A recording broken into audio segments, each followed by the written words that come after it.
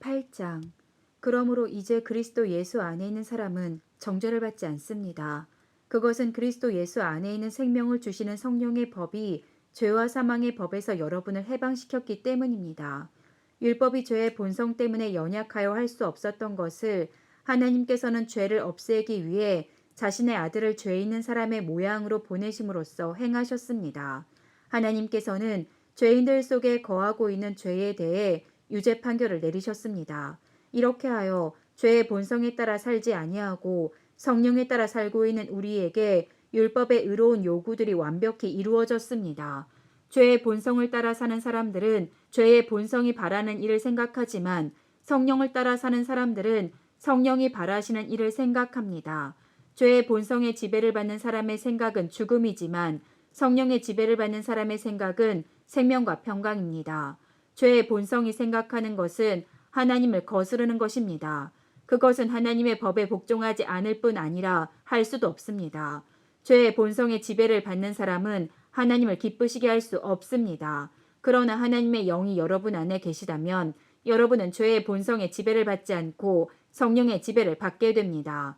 누구든지 그리스도의 영이 없는 사람은 그리스도에게 속한 사람이 아닙니다. 반면 그리스도께서 여러분 안에 계시다면 여러분의 몸은 죄 때문에 죽은 존재이지만 여러분의 영은 의 때문에 살아 있습니다.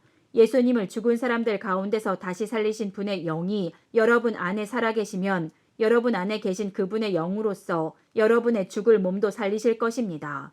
그러므로 형제 여러분, 우리는 빚을 진 사람들입니다. 그러나 죄의 본성을 따라 살아야 하는 죄의 본성을 빚진 사람이 아닙니다. 죄의 본성에 따라 산다면 여러분은 죽을 것입니다. 그러나 성령의 도우심을 받아 몸의 악한 일을 죽인다면 여러분은 살 것입니다. 왜냐하면 하나님의 영으로 인도받는 사람들은 누구나 하나님의 자녀이기 때문입니다. 여러분이 받은 성령은 여러분을 다시 두려움에 이르게 하는 노예로 만드는 영이 아니라 여러분을 하나님의 자녀가 되게 하는 영이십니다. 그래서 우리는 그 성령을 의지하여 아바, 아버지라고 부를 수 있는 것입니다. 성령께서는 친히 우리의 영과 함께 우리가 하나님의 자녀라는 것을 증언합니다.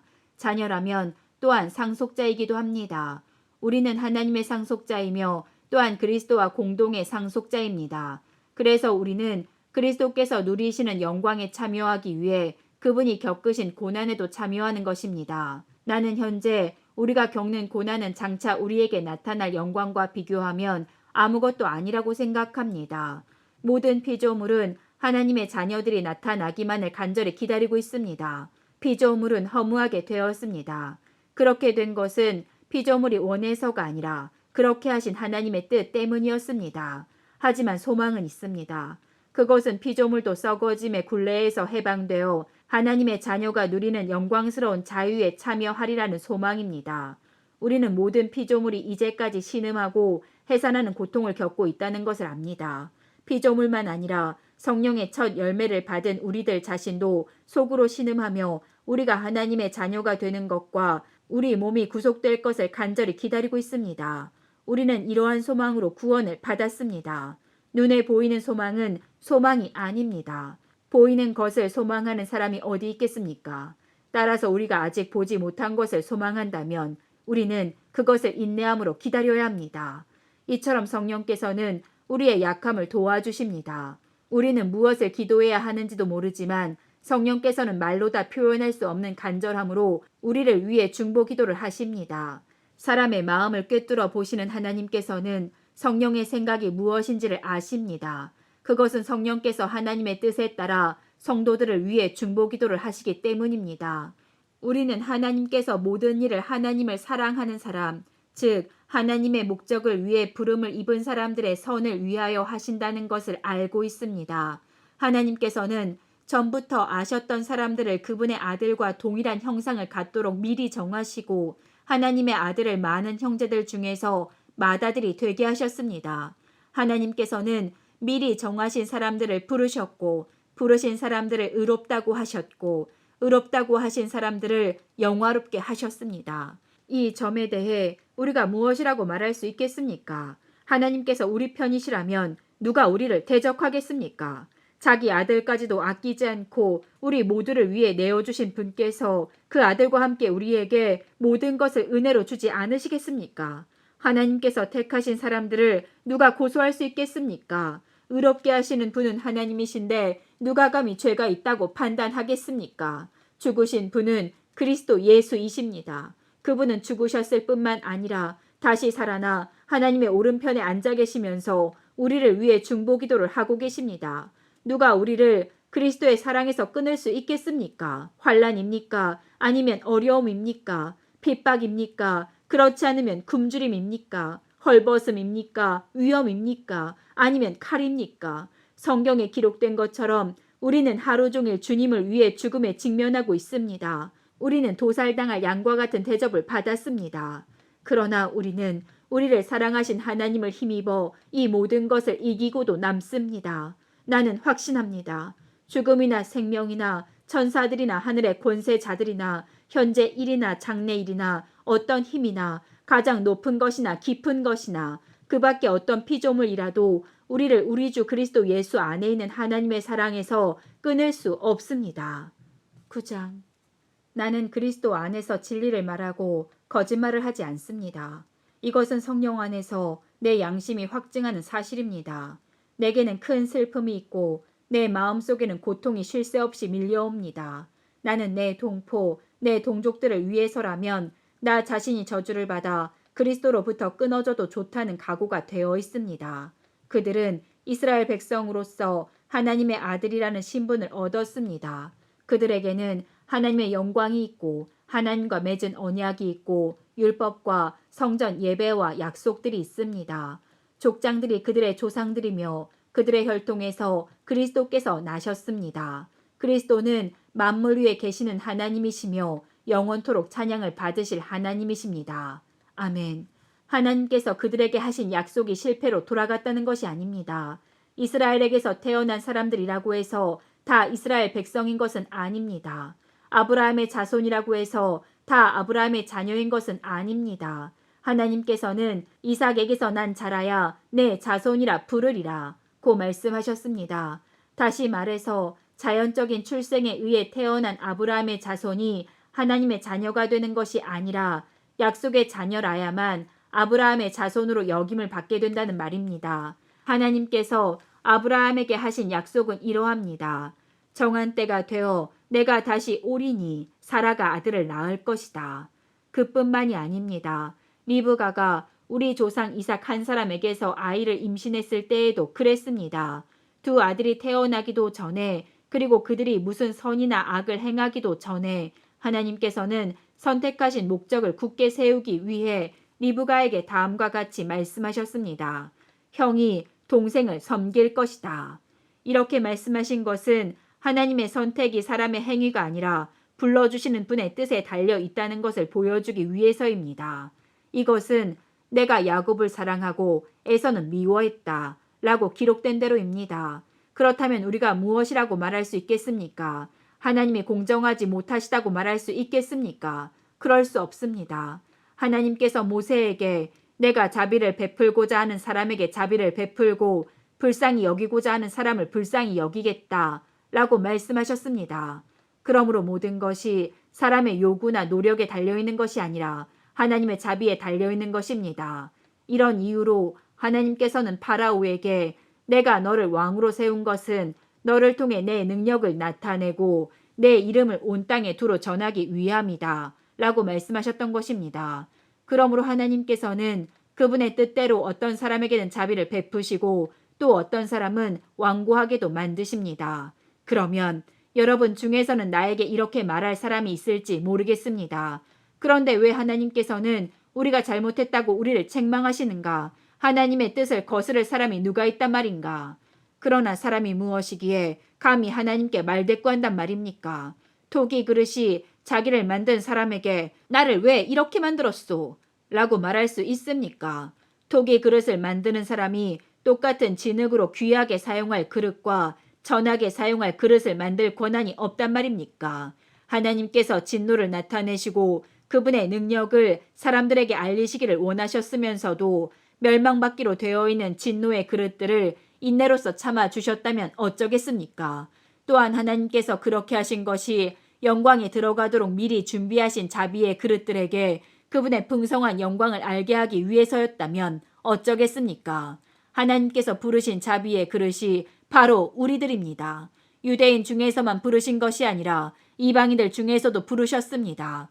호세아의 글에도 이런 말씀이 있습니다. 내 백성이 아니라 고 말했던 사람을 내 백성이라 부르겠고 내가 사랑하지 않았던 사람을 사랑하겠다. 그리고 이런 말씀도 있습니다. 너희는 내 백성이 아니라 고 그들에게 말한 그곳에서 그들은 살아계신 하나님의 아들이라 고 불리게 될 것이다. 또한 이사야는 이스라엘에 관해 이렇게 외쳤습니다. 이스라엘 자손들의 수가 바닷가의 모래처럼 많을지라도 남은 자만 구원을 얻을 것이다. 주님께서 약속하신 말씀을 이 땅에서 신속하고 철저하게 이루실 것이다. 또 일찍이 이사야가 이렇게 예언한 것과 같습니다.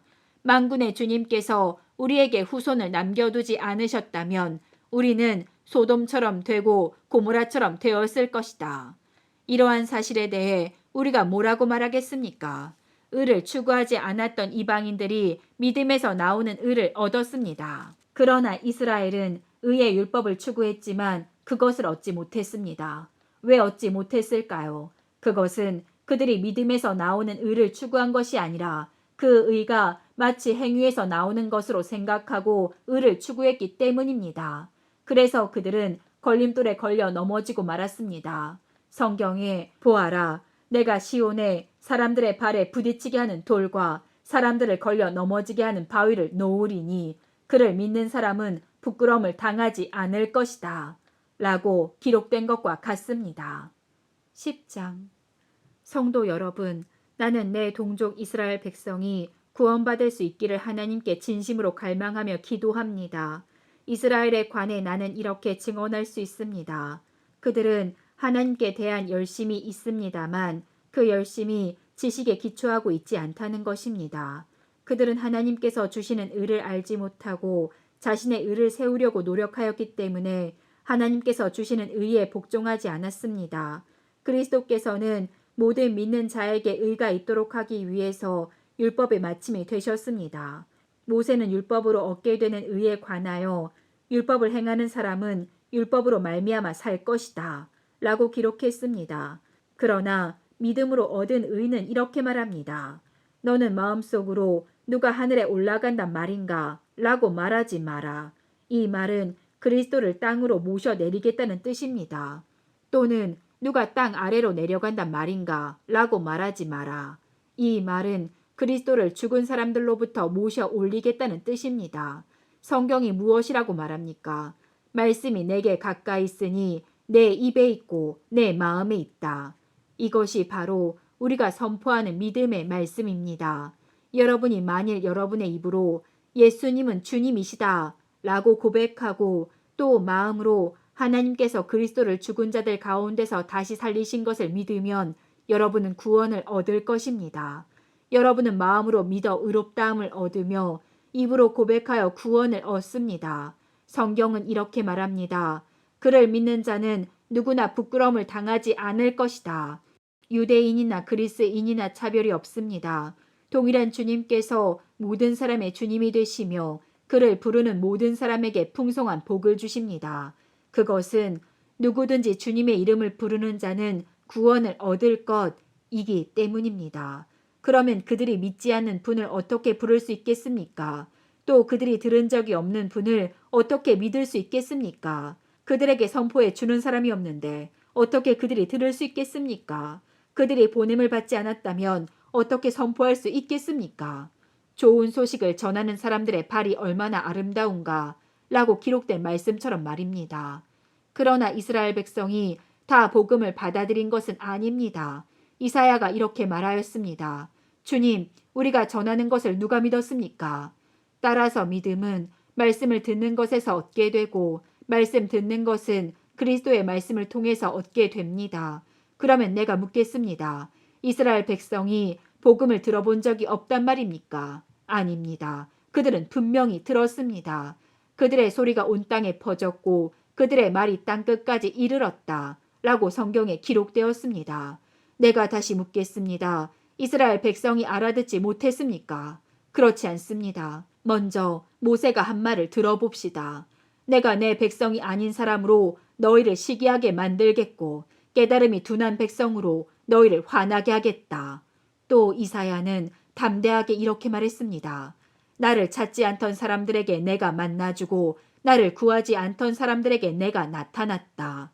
그러나 이스라엘에 관해 하나님께서는 복종하지 않고 거역하는 백성들을 향해 나는 하루 종일 내 손을 내밀었다 고 말씀하셨습니다.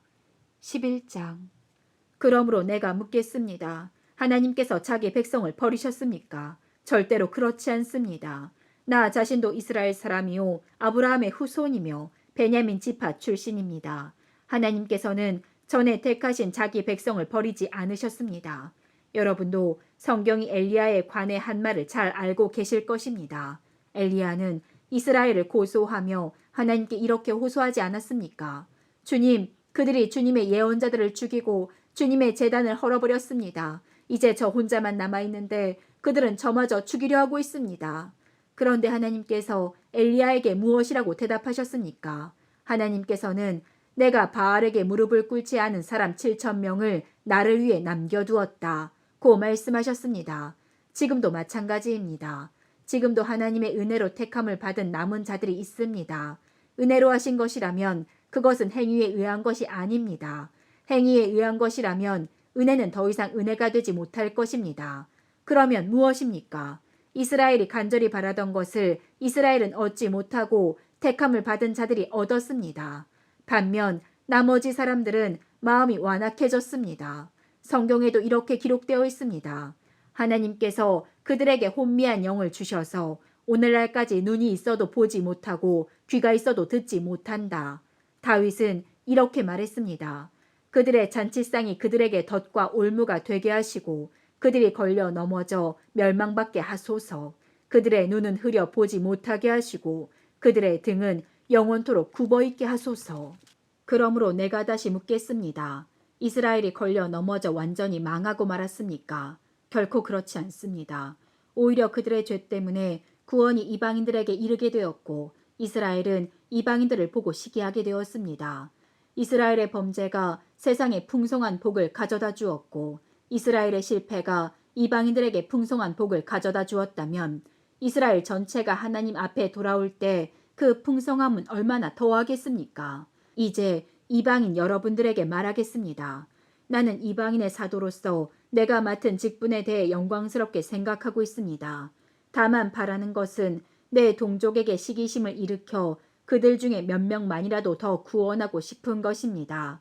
내 동족 이스라엘이 하나님께 버림을 받게 되어 세상이 하나님과 화목하게 되었다면 이스라엘이 하나님께 받아들여지는 것은 죽은 자들 가운데서 다시 살아나는 것이 아니면 무엇이겠습니까? 처음 떼내어 드린 반죽의 일부분이 거룩하면 반죽 전체가 거룩하고 나무 뿌리가 거룩하면 가지도 거룩한 법입니다. 참 올리브 나무의 가지 중에서 얼마를 잘라낸 뒤 야생 올리브 나무까지인 여러분을 온 가지에 접붙이면 접붙여진 가지는 참 올리브 나무로부터 올라오는 양분을 받게 됩니다. 그러니 여러분은 잘려나간 가지를 향해 자랑하지 마십시오. 자랑하더라도 명심할 것이 있습니다. 여러분이 뿌리를 지탱하는 것이 아니라 뿌리가 여러분을 지탱한다는 사실입니다. 여러분은 이렇게 말할 수도 있을 것입니다. 나를 접붙이기 위해 가지들이 잘려나갔다 라고 말입니다. 이것은 100번 지당한 말입니다. 그 가지들은 믿지 않았기 때문에 잘려나갔고 반대로 여러분은 믿었기 때문에 나무에 붙어 있습니다. 그러니 자만하지 말고 오히려 두려워하십시오. 하나님께서 원래 나무에 붙어있던 가지들도 아끼지 않으셨다면 여러분도 아끼지 않으실 것입니다. 그러므로 하나님의 인자하심과 엄격하심을 깊이 생각하십시오. 넘어진 사람들에게는 하나님의 엄격하심을, 여러분에게는 하나님의 인자하심을 보이셨습니다. 여러분이 계속해서 하나님의 인자하심에 머물러 있으면 하나님께서도 인자하심을 베푸실 것입니다. 만일 하나님의 인자하심에 계속 머물러 있지 않으면 여러분도 잘리게 될 것입니다. 그리고 잘려나간 가지가 다시 믿게 되면 그들도 다시 접붙임을 받게 될 것입니다. 왜냐하면 하나님께서는 그들을 다시 접붙이실 능력이 있기 때문입니다. 여러분은 본래 붙어있던 야생 올리브 나무에서 잘려 여러분이 속한 종자와는 다른 좋은 올리브 나무에 접붙여진 가지입니다. 그렇다면 원래 좋은 올리브 가지였던 유대인들이 원래 그들이 붙어있던 좋은 올리브 나무에 접붙여지는 것은 얼마나 쉬운 일이겠습니까? 형제 여러분, 나는 여러분이 스스로 똑똑하다고 생각하는 일이 없도록 하기 위해 이 비밀에 대해 알기를 원합니다. 비밀의 내용은 이렇습니다. 이방인의 충만한 수가 하나님께 돌아오기까지 이스라엘 중에 얼마는 완악한 채로 있게 된다는 사실입니다. 그리하여 온 이스라엘이 구원을 얻을 것입니다. 성경에 이렇게 기록되어 있습니다. 구원자가 시온에서 나와 야곱의 자손에게서 경건하지 못한 것을 제거할 것이다. 이것은 내가 그들의 죄를 없앨 때에 그들과 맺을 내 언약이다. 복음의 관점에서 볼 때 이스라엘은 여러분들 때문에 하나님의 원수가 되었습니다. 그러나 선택의 관점에서 볼 때 그들은 조상들 때문에 하나님의 사랑을 입은 사람들입니다. 하나님께서는 선물을 주시고 부르신 후에 무르는 법이 없습니다. 전에 하나님께 불순종하던 여러분이 이제 이스라엘이 불순종한 것 때문에 자비를 얻게 되었듯이 현재 이스라엘이 불순종하는 것은 여러분에게 내린 하나님의 자비하심을 그들도 받기 위해서입니다. 하나님께서는 모든 사람들에게 자비를 베푸시기 위해 모든 사람을 불순종하는 데에 가두어 두셨습니다. 하나님의 지혜와 지식의 부요함은 참으로 깊습니다. 하나님의 판단은 헤아릴 수 없으며 그분의 길은 아무도 찾을 수가 없습니다. 누가 주님의 마음을 알았으며 누가 그분의 의논 상대자가 되었습니까? 누가 먼저 하나님께 무엇을 드려서 하나님의 답례를 받는단 말입니까? 이는 모든 것이 하나님께로부터 나왔고 하나님의 보살핌으로 보존되며 하나님의 영광을 위해 존재하기 때문입니다. 하나님께 영광이 영원토록 있기를 원합니다. 아멘.